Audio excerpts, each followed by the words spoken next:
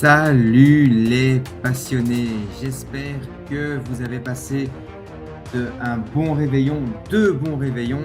J'espère que vous avez pu profiter de votre famille, de vos amis, de faire tout ce que vous n'avez pas eu la possibilité de faire pendant toute l'année. C'est à ça que sert le réveillon. Le réveillon sert aussi à faire le bilan sur ce qui a été pendant l'année, sur ce qui n'a pas été, sur ce qu'on n'a pas eu le temps de faire, sur ce qu'on aurait aimé faire, sur ce qu'on veut faire. Bref, c'est un bilan, en tout cas pour moi, très important. C'est un bilan, moi, qui me fait du bien, qui me revigore.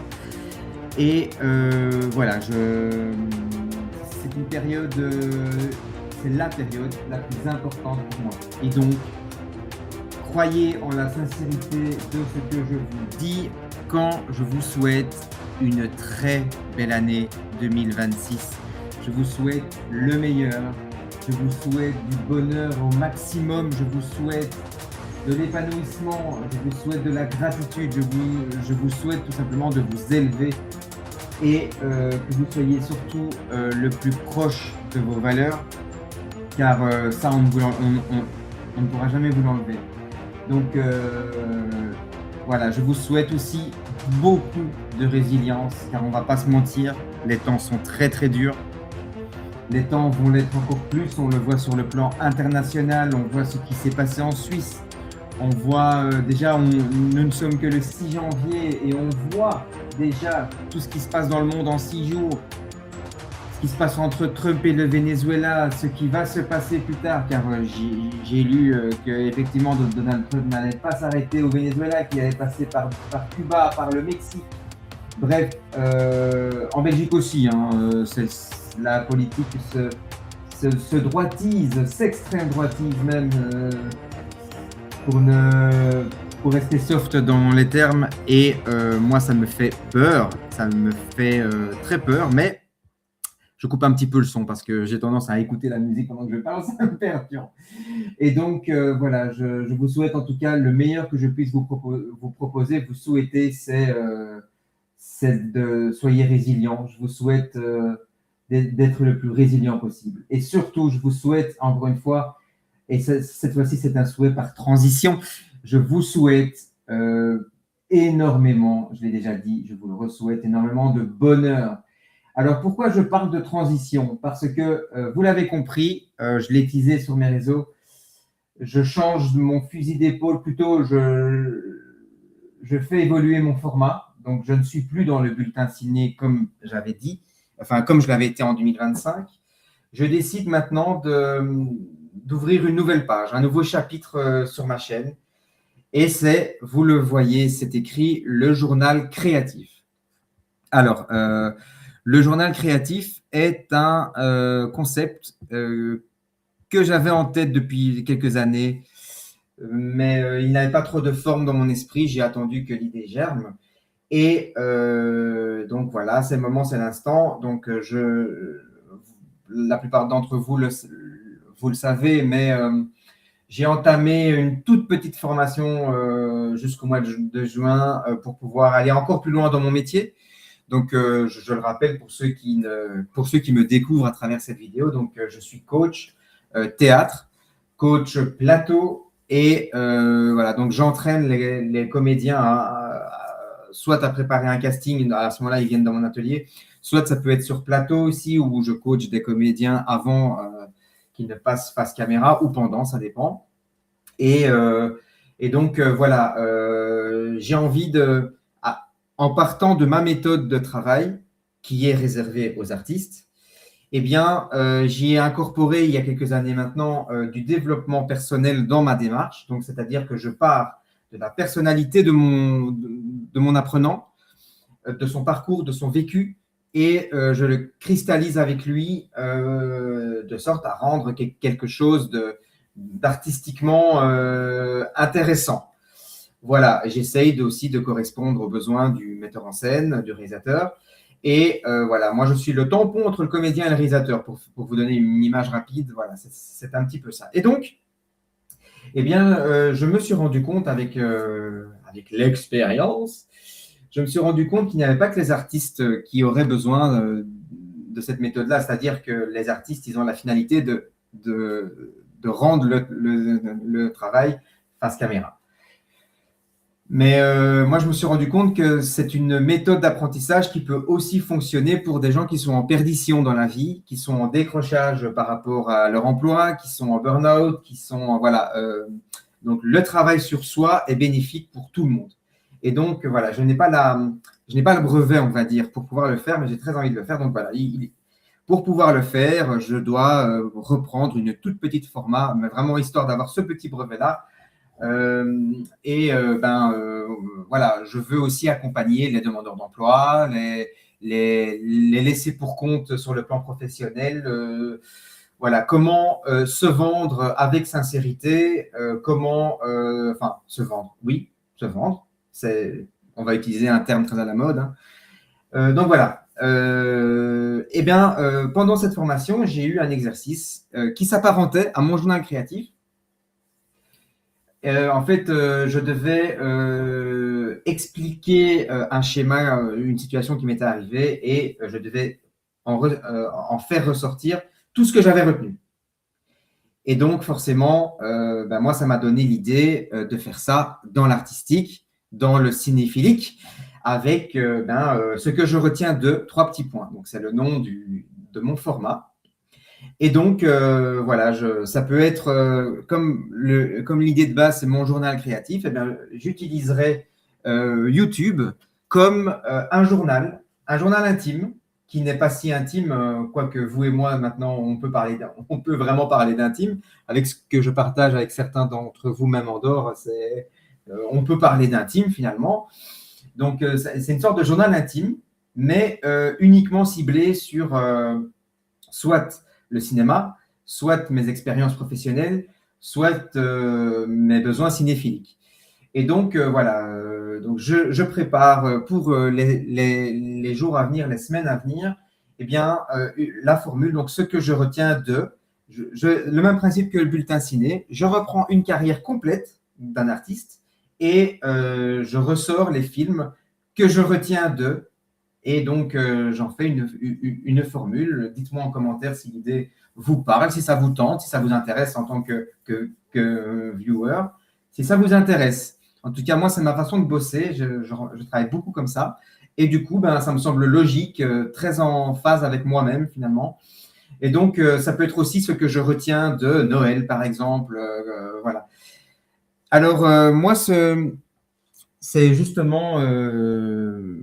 je viens de dire par exemple, mais c'est une très mauvaise formule parce que c'est exactement la formule que je choisis pour cette première vidéo. Ce que je retiens du bonheur au cinéma. Donc, mes films feel good, ceux qui me font du bien. Et voilà, donc c'est parti pour le bonheur au cinéma. Et j'avais envie de vous souhaiter beaucoup de bonheur psychologiquement parlant. Et voilà, j'ai préparé pour vous un petit texte tiré de mes recherches sur le bonheur au sens littéral du terme et pas à la formule consacrée. Alors, le bonheur, on en parle partout, sur les réseaux, à la télé, dans les livres, au cinéma, et chacun a sa propre définition du mot bonheur.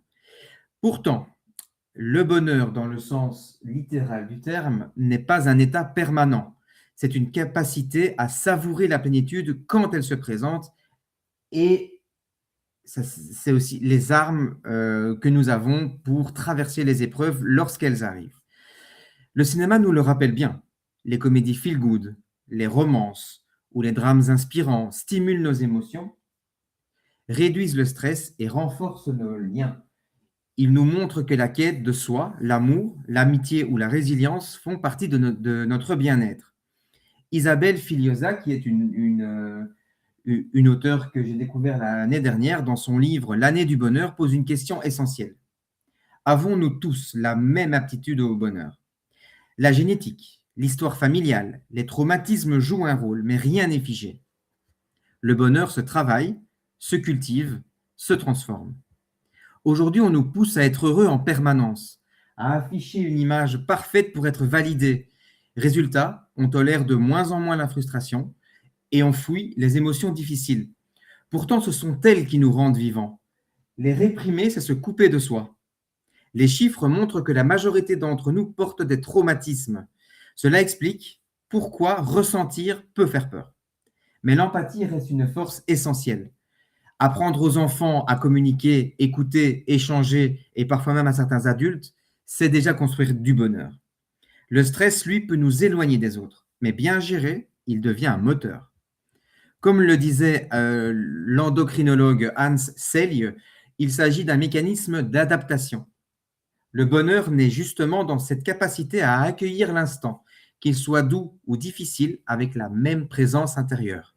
On n'est pas heureux en restant passif. On est heureux lorsque l'on dépasse ses limites, quand nos actions sont alignées avec nos valeurs, quand on vit des moments intenses, amoureux, familiaux, humains. Le bonheur, c'est le sens, c'est le mouvement, c'est la passion.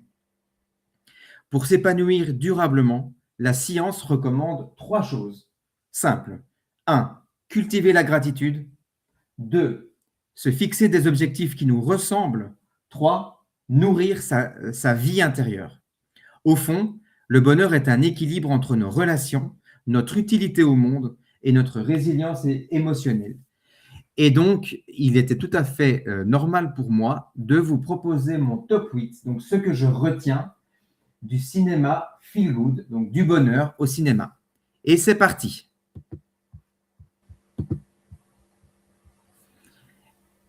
Et on démarre avec mon numéro 8, qui est Kinky Boots. Alors, Kinky Boots, c'est un concentré de paillettes, de joie et de courage. Il existe des spectacles qui ne se contentent pas de divertir. Ils réchauffent, ils galvanisent, ils donnent envie de se tenir un peu plus droit ou de marcher un peu plus haut, talons compris. Et Kinky Boots fait partie de cela. Alors, c'est une comédie musicale inspirée d'une histoire vraie qui raconte comment une usine de chaussures au bord de la faillite trouve une seconde vie grâce à une idée folle, fabriquer des bottes à talons haut de gamme pour drag queen. Alors, ça semble comme ça un peu farfelu, mais en vérité, c'est un film profond et profondément humain. Alors, donc, on suit le personnage de Charlie qui hérite d'une usine proche de la faillite, qui rencontre sur sa route Lola, une drag queen hyper charismatique et sans filtre. Donc, profondément sincère et très touchante. Pour moi, je vous le dis déjà, c'est le meilleur personnage du film. Leur duo improbable devient le cœur battant du spectacle. 2 êtres que tout oppose, mais qui découvrent qu'ils ont bien plus en commun qu'ils ne l'imaginaient. Ensemble, ils réinventent une entreprise et un peu d'eux-mêmes. Est-ce que vous voyez le lien entre ce qui me plaît et l'histoire? La capacité d'entreprendre est un thème au cinéma, j'en ai déjà parlé en live, qui me galvanise vraiment très fort. Kinky Boots n'est pas seulement une histoire de talons ni de chaussures. En fait, ça parle de. C'est bien plus que parler, c'est une célébration de la différence, un appel vibrant à oser être soi. Le spectacle rappelle que l'on peut trouver sa place même quand on pense ne pas rentrer dans les cases. Et surtout, que la force naît souvent de nos singularités. Alors, avec ces chansons pop entraînantes signées Cyndi Lauper, son humour généreux et sa mise en scène pleine d'énergie, Kinky Boots est un booster d'humeur instantanée. Les productions récentes, notamment chez moi à Bruxelles, ont redoublé d'inventivité.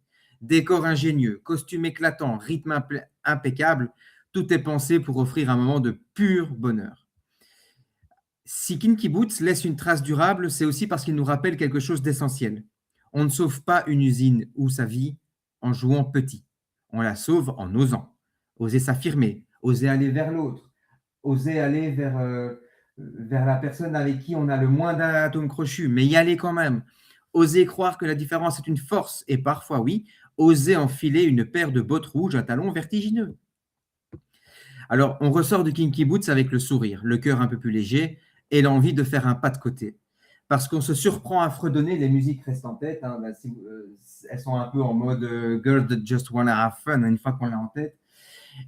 Et donc, on se surprend à l'avoir en tête, à rêver et à se poser la question, et si moi aussi, je pouvais créer quelque chose de beau à partir de mes failles. Et ça, c'est exactement le genre d'étincelle qui, moi, nourrit mon travail.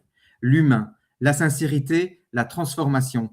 Kinky Boots, c'est un rappel vibrant que la créativité peut changer des vies, et parfois même en commençant par une simple chaussure. Et c'est parti pour le numéro 7. Le numéro 7, populaire aussi, un petit bonbon de 2012, populaire de Régis Ronsard, nous plonge dans la France de 1958, dans un univers pastel, élégant et délicieusement stylisé. On y suit Rose, une jeune femme vive et déterminée qui refuse la vie toute tracée qu'on lui impose. Elle quitte son village pour devenir secrétaire et se retrouve propulsée dans l'univers improbable des concours de vitesse dactylographique. Son patron, Louis, charismatique et un brin rigide, joué par Romain Duris, découvre en elle un talent brut et décide de la transformer en championne. Ce point de départ simple devient une comédie romantique pleine d'énergie, portée par Déborah François, dont l'alchimie fait tout le charme du film. Alors moi, ce qui me fait profondément craquer, c'est l'ambiance de la fin des années 50, notamment dans ses couleurs pastel, ses costumes incroyablement élégants, ses décors soignés. Et puis moi, j'adore sa musique jazzy et complètement entraînante. On a l'impression de feuilleter un magazine vintage qui prend vie. C'est doux, c'est beau, c'est même magnifique. C'est enveloppant, exactement ce qu'on attend d'un film feel good. Rose, elle, est l'archétype du personnage feel good. Elle part de rien. Elle refuse les limites qu'on lui impose. Elle se bat pour progresser. Son parcours est une ode à l'émancipation féminine sans lourdeur, avec humour et fraîcheur. Et à la fin, évidemment, on sait qu'elle va réussir à atteindre son objectif, mais on est en empathie totale avec elle. Ensuite, la relation entre Rose et Louis repose sur un mélange de maladresse, de respect, de tension et de complicité. C'est une romance à l'ancienne qui prend son temps, qui joue sur les regards, les silences, les gestes. Elle ne déborde jamais, elle accompagne l'histoire, elle ne la dévore pas. Les concours de dactylo, eux, sont filmés comme de véritables compètes. Parfois, on a même l'impression d'être un peu dans le même état d'esprit que Karate Kid, quoi. Montage nerveux, musique entraînante, enjeu clair, avec une montée crescendo de la puissance dans le concours. C'est incroyable. Moi, je ne pensais pas que j'allais autant accrocher à un film qui allait parler de concours de dactylographie. Et c'est pour ça que j'aime le cinéma. Parce qu'un concours de dactylographie dans la vie, ça ne m'aurait certainement pas intéressé. Mais donc, voilà, j'ai ouvert ma curiosité et j'ai été ravi de partir sur, sur ce film populaire. Donc, je vous le conseille. En plus, ce tournage en Belgique, Cocorico. En numéro 7, ne rigolez pas. Un triomphe, oui, avec Cadmerade. Alors, on n'est pas du tout dans le Cadmerade classique. Ici, il joue le rôle d'un comédien en galère qui accepte de donner cours, de donner un atelier théâtre dans une prison. Avec plein d'idéaux, plein d'envies, et il ne se rend pas compte dans quoi il met les pieds. Il révèle des potentiels qu'il croyait inexistants, et il révèle une humanité qu'on pensait perdue. Moi, c'est un film, même malgré le décorum, un film extrêmement feel good. Alors, en fait, c'est le côté voir chez les détenus ce que eux ne voient pas eux-mêmes, moi, qui m'a vraiment intéressé. Moi, dans mes accompagnements plateau et dans mon atelier, moi, j'ai ça aussi. Des comédiens qui viennent chez moi, qui n'ont pas conscience de ce qu'ils projettent et qui viennent chez moi. Et bien souvent, moi, je repère tout de suite, c'est la sincérité. Et je sens quand je vais être surpris, bizarrement. Eh bien, Cadmerade, c'est un peu le même travail qu'il fait dans ce film et c'est incroyablement touchant. Le film montre, et ça c'est bouleversant pour moi, c'est comment le jeu peut libérer la parole, le corps, l'imaginaire, la dignité. Alors, moi j'adapte, par exemple actuellement, j'adapte ça à la nature puisque je donne Je donne bientôt des cours sous une tente inuite en pleine nature. Ce que j'encourage, eh bien, on le voit dans ce film. Moi, j'encourage la présence, la vérité, l'écoute.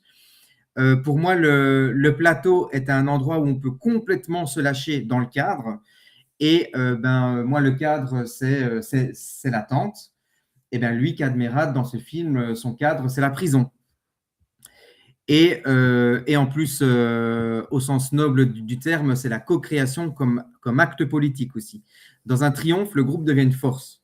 Les détenus avancent ensemble, se soutiennent, se dépassent. Et moi qui valorise ça, eh bien, moi j'ai trouvé un bonheur incroyable dans ce film. L'énergie circule, la construction d'expériences collectives où chacun peut trouver sa place. Moi, je ne dirige jamais, moi j'oriente, par exemple. Je n'impose pas, je propose. Et je ne cherche absolument pas la perfection parce que chercher la perfection, ça veut dire qu'il y a une fin au bout d'un moment. Et moi, je pars du principe que dans le jeu, il n'y a pas de fin. Donc, tout est remis en question avec les expériences que l'on vit. Et donc, voilà, le film raconte que l'art peut ouvrir une porte là où tout semble fermé. Voilà, moi aussi, j'utilise l'art comme outil de réinvention dans mon parcours atypique, assumé. Dans les ateliers, j'offre un espace pour pouvoir recommencer, réessayer, respirer. Je ne peux pas donner d'exemple par respect de la confidentialité de mes apprenants, mais je suis passé par bien une grosse dizaine d'expériences de la sorte. Donc, voilà, donc un triomphe n'est pas forcément la réussite du cinéma français, quoique, mais c'est une magnifique rencontre. Donc moi, je vous invite à rencontrer ce film primordial. En 6, là, on est plus dans le feel good à l'ancienne, donc j'ai nommé My Fair Lady. Alors oui, My Fair Lady de George Cukor, c'est un des grands classiques de la comédie musicale hollywoodienne. Hein. Donc, elle est adaptée de la pièce Pygmalion de Georges Bernard Shaw et il raconte la transformation d'Elisa, jeune vendeuse de fleurs au langage fleuri, en lady raffinée grâce aux leçons du professeur Higgins. Voilà, les chansons sont de véritables shoots de bonne humeur. Par exemple, Wouldn't It Be Lovely respire l'espoir simple et sincère. I Could Have Danced All Night déborde d'enthousiasme. The Rain in Spain célèbre la victoire personnelle. La musique ici n'est pas décorative. Elle porte l'élan intérieur d'Elisa. On ressent sa progression, sa joie, son émerveillement. Elle ne devient pas quelqu'un d'autre, elle révèle ce qu'elle a toujours eu en elle. Et encore une fois, c'est un lien qu'on peut faire avec un triomphe. Donc, elle gagne en confiance, elle s'affirme, elle prend sa place dans un monde qui ne l'attendait pas. Et ce n'est pas une transformation imposée, c'est une éclosion. Alors, le film est un petit peu absurde, il est un petit peu décalé, les scènes d'apprentissage sont hilarantes. Cet humour constant allège les enjeux et rend le film profondément agréable. Les décors sont magnifiques, les costumes sont flamboyants, vraiment, c'est un écrin de beauté, ce film. Il crée un cocon visuel qui apaise, qui émerveille, qui transporte. Le feel good vient aussi du fait que My Fair Lady n'est pas une romance classique. Donc, Elisa quitte sa condition de base, elle affirme sa valeur, elle refuse d'être un objet façonné, et c'est cette liberté qui laisse le spectateur avec un sourire sur le visage, quoi. C'est un film qui fait du bien et interprété par Lady Audrey, forcément.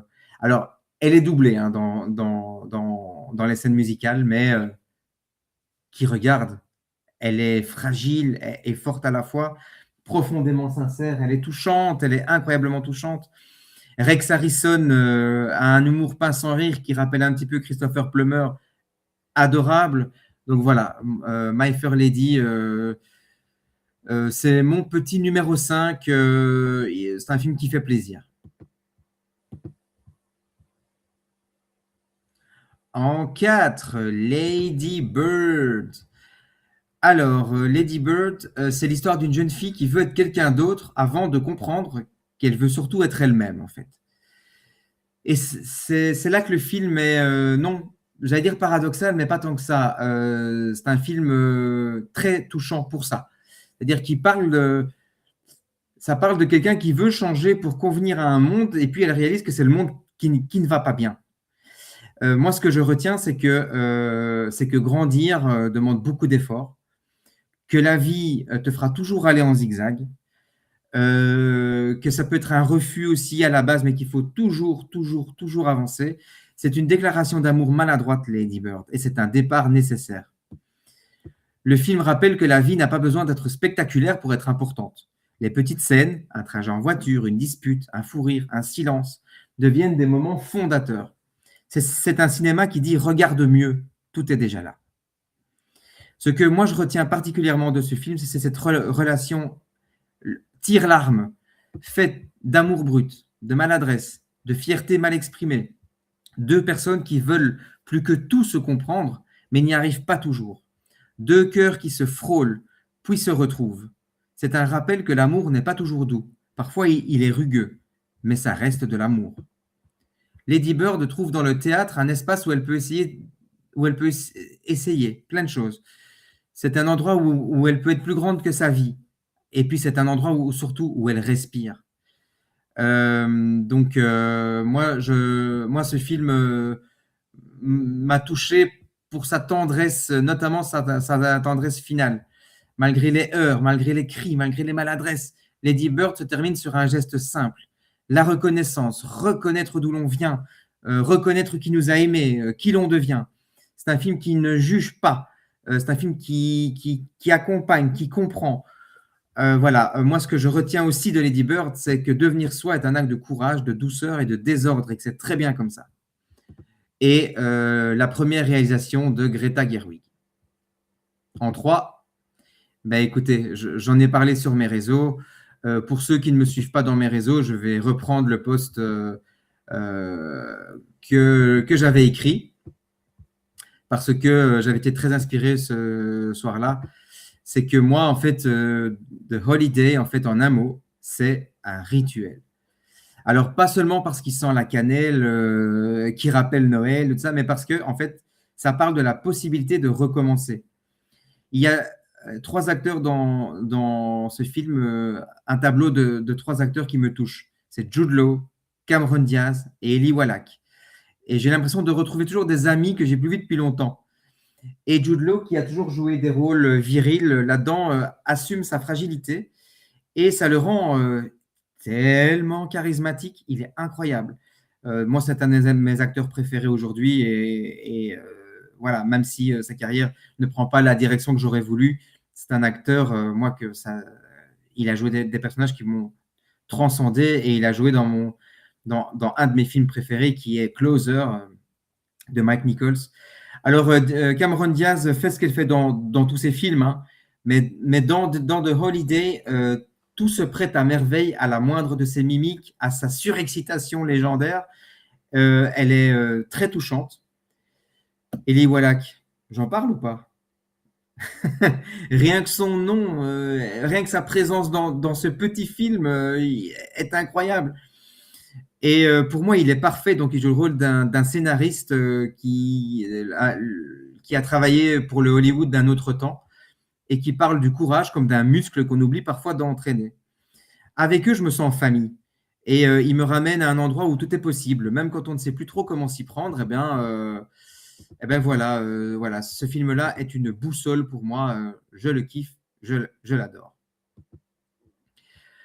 La La Land en numéro 2, oui, pourquoi? Eh bien parce que moi, La La Land, c'est un film dans lequel je peux me projeter très facilement. Pour moi, La La Land, c'est la projection parfaite. Donc, c'est pas du tout une comédie musicale complètement légère. C'est un film sur les artistes qui cherchent leur place, qui doutent, qui rêvent, qui tombent et qui recommencent. Et c'est exactement mon terrain. La création, la sincérité, la persévérance, la transmission. Donc, le couple est joué par Ryan Gosling et Emma, je les oublie toutes. Emma Stone. Donc, c'est Sébastien et Mia qui ont un point commun. Ils ne peuvent pas faire autre chose que créer, même quand c'est difficile, même quand la société leur fait comprendre qu'ils sont sur le mauvais chemin. Personne n'y croit et pourtant ils continuent. Eh bien, moi, ça, c'est un parallèle évident. Moi, j'avance avec cette nécessité intérieure, le jeu, la scène, l'accompagnement, la création visuelle. Pour moi, ce n'est pas un hobby, c'est mon métier déjà, mais c'est surtout une respiration. Et je fais partie de ces artistes qui ne peuvent pas tricher avec ce que je suis. C'est impossible. Il y a toujours un moment où je vais me perdre alors. Dans La La Land, les personnages vivent des échecs, des refus, des moments de solitude, mais ils recommencent, ils réessayent, ils se réinventent. Ce mouvement-là, je le connais par cœur. Rebondir, réorienter, transformer un obstacle en matière créative. Moi, c'est mon quotidien, ça. Et ce film, c'est un peu mon Benjamin Button musical, quoi. C'est un film dans lequel j'ai vraiment l'impression qu'il a été fait pour moi. Et le film ne reste jamais figé, et j'ai cette sensation-là aussi. Sébastien veut jouer la musique qu'il aime. Et ça, c'est exactement moi. Moi, je veux de la sincérité dans mon jeu, dans ma transmission. Il refuse le superficiel, comme moi. Il veut du vivant, du vrai, du sensible, comme moi. Donc voilà, vous l'avez compris, c'est un film miroir pour moi. Le film montre que certaines rencontres ne durent pas, mais qu'elles changent tout. Elles nous poussent à devenir la version la plus courageuse de nous-mêmes. Dans mon parcours, je suis autant celui qui rencontre que celui qui fait rencontrer. Vous l'avez déjà remarqué sur YouTube, je fais se rencontrer des YouTubeurs entre eux. Je crée des espaces pour pouvoir se révéler dans mon métier. J'encourage les élans, j'aide les autres à trouver leur voie. Voilà, je suis un catalyseur un petit peu, si on veut. À la fin du film, chacun réalise son rêve, mais pas comme prévu. Et c'est ça la vie d'artiste. Le rêve change de forme, mais il reste là. Moi, c'est pareil. Vous aurez compris que je fais le parallèle entre moi et le film. Je fais évoluer mon art, j'explore de nouveaux formats, je construis mon identité visuelle, je prépare mon journal créatif. Rien que ça, je ne renonce jamais, comme Sébastien. Et je peux me projeter dans la lande parce que je suis moi aussi un artiste qui avance avec passion, sincérité, résilience, surtout. Rappelez-vous mon burn-out en 2017. Chaque étape est bonne à créer. Chaque étape est une bonne excuse pour pouvoir créer. Exactement comme Sébastien et exactement comme ce couple, en fait. Et le dernier, j'en ai parlé dans mon top 10 films de Noël, donc je ne vais pas trop m'attarder ici, mais oui, voilà, La vie est belle. C'est mon film de Noël préféré, mais c'est également mon film feel good préféré. Donc voilà, je vous ramène à ma vidéo top 10 des films de Noël parce que je dirais exactement la même chose et ça ne serait pas intéressant. Donc voilà, j'espère que ce format vous plaît. Dites-moi ce que vous en pensez en commentaire et j'adapterai, j'aiguillerai si besoin. En tout cas, je vous remercie des 34 minutes que vous avez prises de votre temps pour écouter cette vidéo. Et je reviendrai donc avec le prochain sera ce que je retiens de John Woo. Eh bien, je vous souhaite une bonne journée, une bonne soirée. Ça dépend de l'heure à laquelle vous écoutez cette émission, comme dirait mon Samir tant aimé. Voilà. Et surtout, quoi que vous fassiez, faites-le avec passion, les copains. Je vous embrasse.